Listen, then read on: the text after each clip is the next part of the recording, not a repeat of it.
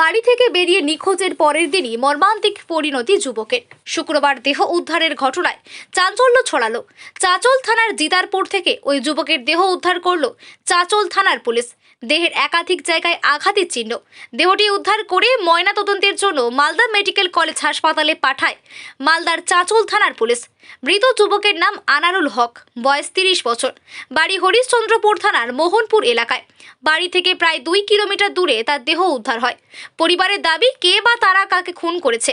পরিবার ও স্থানীয় সূত্রে জানা গিয়েছে, আনারুল বাড়ি নির্মাণের কাজ শুরু করেছে। গতকাল বৃহস্পতিবার সকালে লক্ষাধিক টাকা নিয়ে বাড়ি তৈরির সামগ্রী কেনার উদ্দেশ্যে বের হয়। তারপরে আর বাড়ি ফেরেনি। এদিন যুবকের দেহ উদ্ধারে চাঞ্চল্য ছড়িয়েছে। ঘটনাস্থলে পৌঁছায় চাঁচল থানার আইসি অভিজিৎ দত্ত। এলাকায় পরিস্থিতি স্বাভাবিক রাখতে পুলিশ মোতায়েন রয়েছে।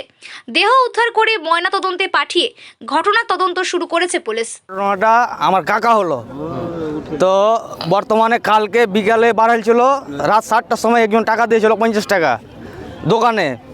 তো ও বললো যে আমি বাড়ি চলে যাবো, আমার গাড়িতে তেল শেষ হয়ে গেছে। তারপরে এখন বর্তমানে ডেড বডি বাড়ির আগা দিকে পেলাম। আমরা সকালে ছুটে আসলাম, সকালে শুনলাম যে ডেড বডি পড়ে আছে।